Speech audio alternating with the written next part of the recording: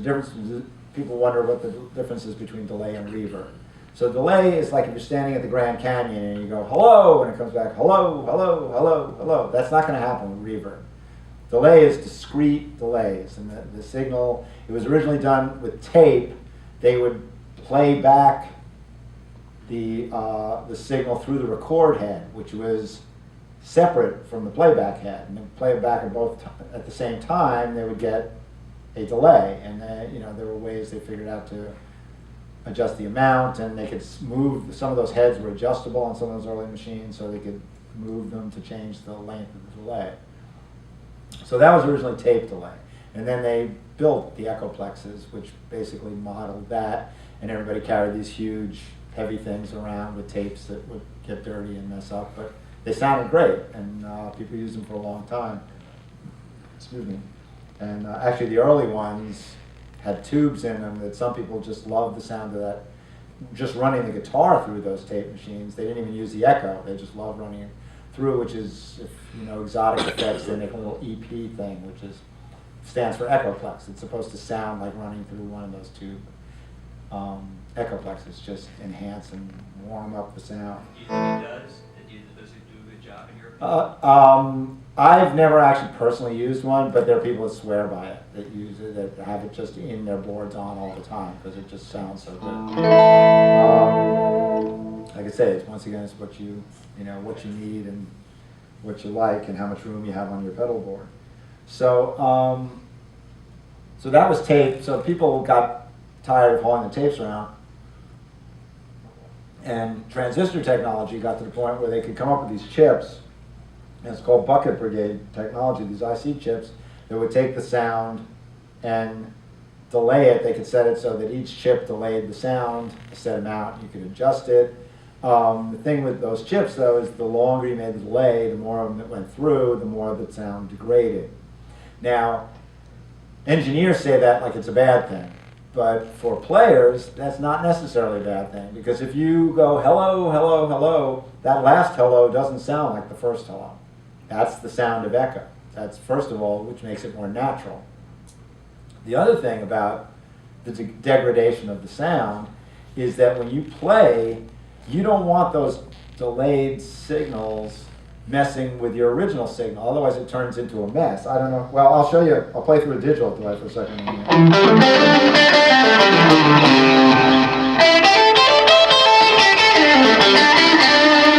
Now, if I turn the effect level up a little bit,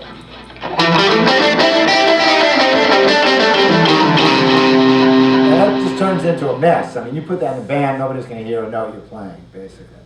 But I already have the analog delay up quite a bit.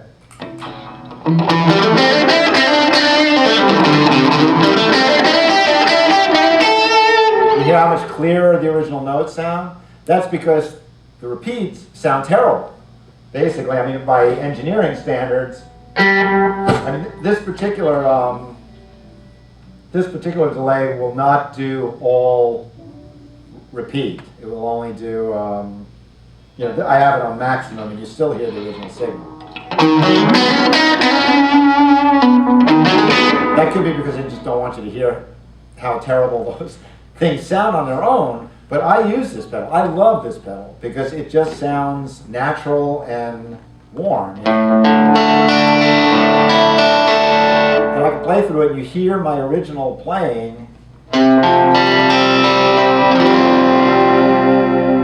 but it just like adds, this is one of the uses I have found for a delay, is that it just adds a tail to the note. So it's another way of adding sustain. In other words, if I play without it, if I play with it, it just makes each note seem to last just a little bit longer. And because the delays aren't real clear, it's just this sort of atmosphere you get. Now I wouldn't use that much because that starts putting it sort of in reverb, almost reverb territory. But you just add like that much, and I mean that's dry with reverb.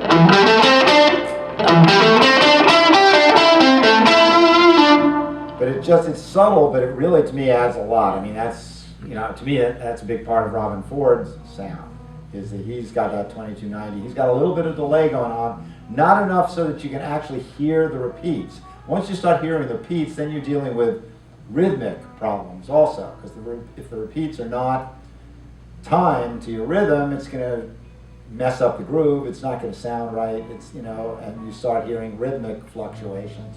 But if you're just hearing them like that,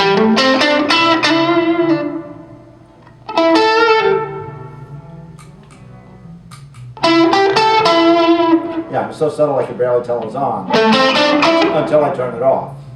Which brings me to, if I can impart anything to you today, it's that the God of effects is less is more. You know, it's just, the trick is to use just the amount that you need to get the job done. I mean, if I had a nickel for every guy I've heard playing through delay and I can't hear what he's playing because there's so many repeats going on, and and the timing is not right, and it just is totally screwing up the solo, it's just because, you know, you sit around and you listen to it, you go, wow, that sounds good, but you have to put things in context, and once you get into a context with a band,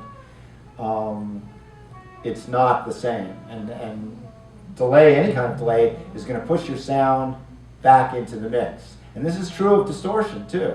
I used to play with my brother in a band, and he would play with a lot more gain than I did. And the thing is, the danger is when you play by yourself, it sounds great. You're in your, you know, you're in your bedroom and you're playing.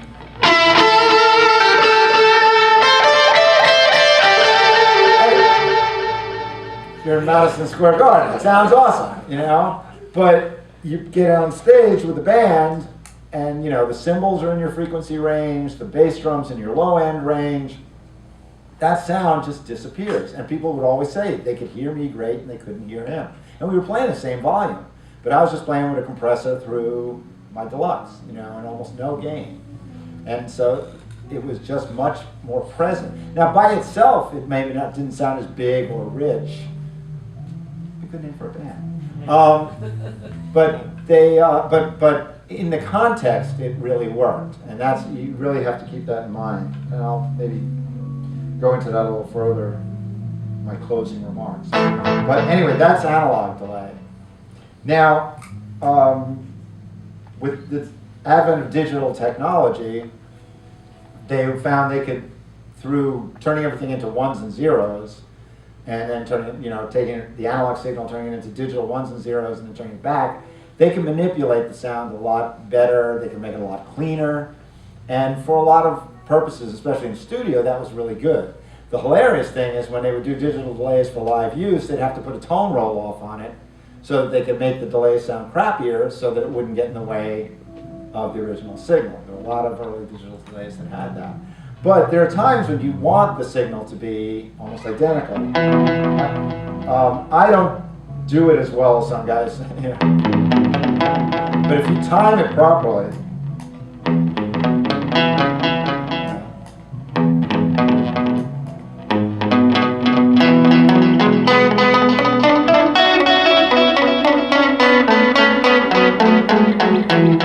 I've got too many repeats for one thing. Let's get the feedback now.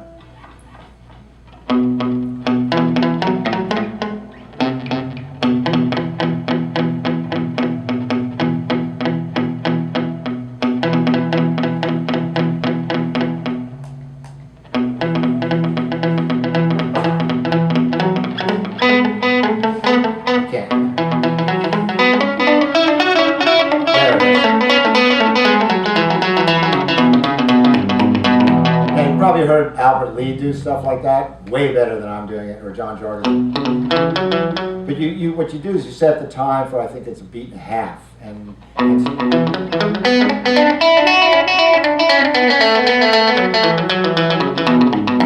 so it sounds like I'm playing a lot faster than I am. Now, to get that to sound right, you really want a digital sound. You want it to sound like the original note. So that's where digital delay comes in, or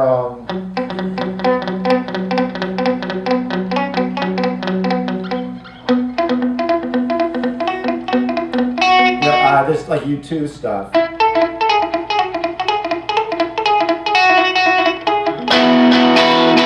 You know, you hear the Edge do that kind of stuff. That he started doing it with a Deluxe Memory Man, which only goes up to 500 milliseconds, and but was pretty clean for its time, and it was analog. But as soon as, you know, he got, I think the Korg was the next one he got, which was digital. He just developed a whole style around that kind of thing. So if you want to do that kind of stuff, you probably want a digital delay, or the Albert Lee type stuff. That's, you know, digital delay works best for that kind of stuff. But for ambient, I think people are finding that the analog delays are making a big comeback. Now, most of these are fake analog delays, because the analog IC chips that they use to make those things cost a fortune these days. So to get a real analog delay, if it costs less than $300, $350, it's probably not a real analog delay. It's, I mean, I think, well, this carbon copy says it's analog, so I'm not sure what it's using, but I know they have another delay here that it says it's a faux analog delay. What they're doing, I guess, is, you know, making digital delays and rolling off, programming to roll off the highs to sort of model the bucket brigade technology of the chips. For that kind of ambient stuff, I think the analog stuff works really well. Now that's one kind of ambient stuff, but now for other kinds, I mean, which I've been sort of demonstrating, I've been demonstrating it with the analog, but you can do it with the digital.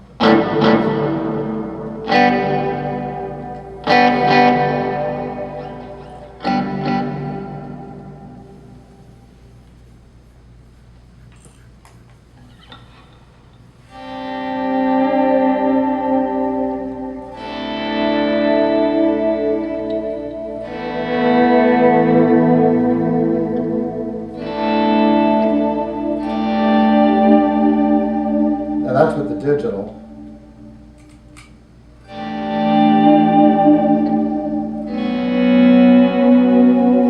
Actually, I should take the reverb off so you can just hear. So that's.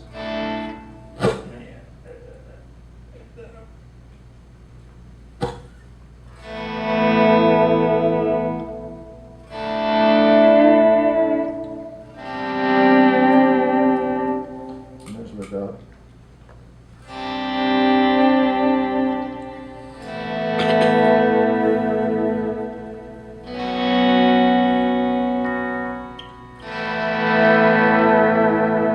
So if you're going to use a delay for that and you want it, you know, to be bigger, you just need to keep the effect level down so it's in the background. And there are digital delays that do have tone roll-offs, where you can roll off some of the highs on the repeats and get a little more natural sound. And there's a million different ones out there, and there's a lot of great ones out there for whatever purpose you need. You just have to check it out. The advantage of tap tempo is, in addition to if you're doing time stuff that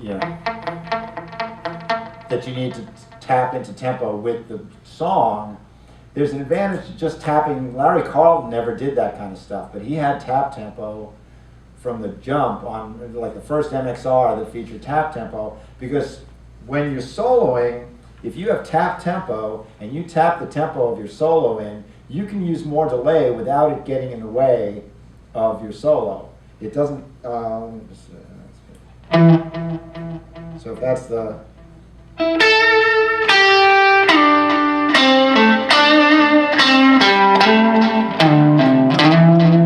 so if I'm playing in time with that, it's one thing, but if I play,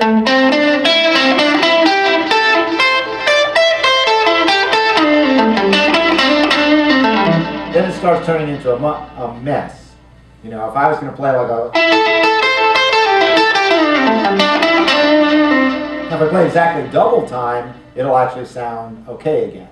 It's just this weird thing. When it's in time with what you're playing, so if you're in time with the tune, you can actually use a little more delay and it won't be as messy. Now some digital delays have what's called ducking delay. I think I have it on the line 6 and probably some of the TCs and stuff. What ducking delay is doing, it's using sort of a form of compression so that when you're actually playing, it drops the level of the delay, so it doesn't get in your way.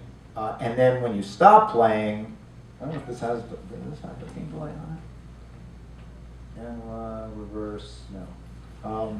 But when you stop playing, then it comes up. So you'll be playing along, it'll be almost as if you were doing.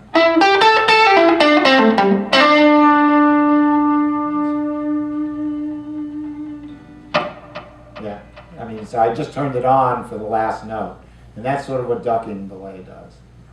And then you can use more also because you're not playing over the parts where you hear the delay. And it will follow your playing. So when you stop, it comes up. When you start, it goes down.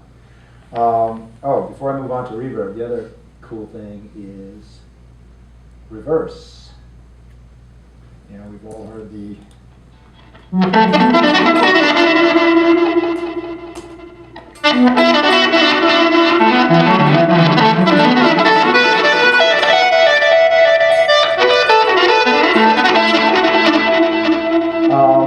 now that's one way to use it. We've all heard that sort of faux Hendrixy background. But if you blend it in, once again, and you tap in the tempo, so.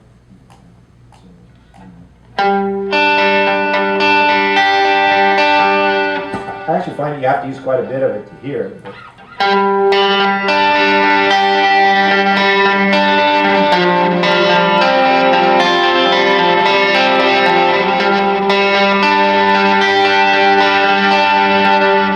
It can add a nice effect to, you know, arpeggios and things like that just by blending in some reverse delay. So that's delay. Any questions on delay?